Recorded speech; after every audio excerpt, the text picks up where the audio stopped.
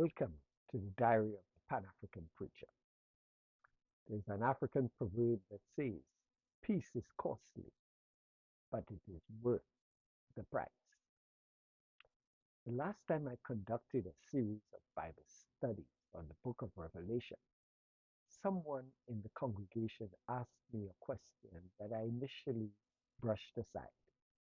They wondered whether the locusts described in Revelations 9 could be compared to drones. At the time, I dismissed it as an off the cuff remark. Yet today, as I watch the growing presence of drones in Africa, that question echoes in my mind with new seriousness. Africa is a continent striving for peace and stability. Continental institutions have long sought to address violence and instability. Through its Peace and Security Council and the broader African peace and security architecture, the African Union has worked to combat terrorism, address unconstitutional changes of government, and promote stability through mediation, and early warning systems. The vision has been clear to silence the guns and create conditions to sustain development across the continent. But the reality on the ground tells a troubling story. Drones are becoming a new instrument of war in Africa.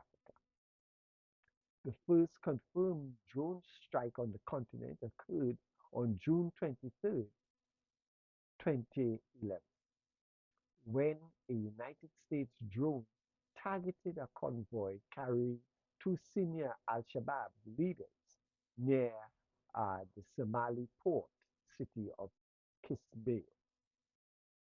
What once seemed like a distant technology used in foreign wars has now become a growing feature of conflicts across Africa. Recent developments revealed how deeply this technology is sharing modern warfare on the continent.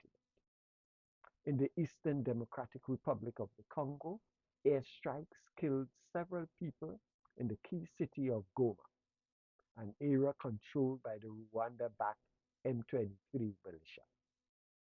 Witnesses reported the frightening sound of bomb blasts and the persistent buzzing of drones over residential neighborhoods in the city.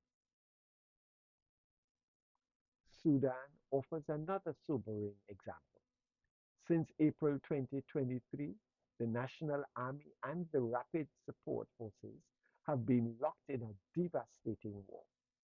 Between February 15th and 16th this year, drone attacks reportedly struck multiple locations across four states.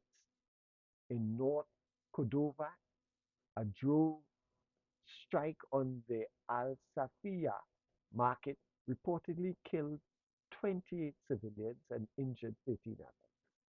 The following day, in West Cordova, a shelter for internally displaced persons was struck, killing 23 civilians, including 15 children. Other alleged drone strikes hit schools in South Kordofan and a hospital in Sena State. For those of us who preach the gospel and speak of God's justice, these developments raise profound spiritual concerns.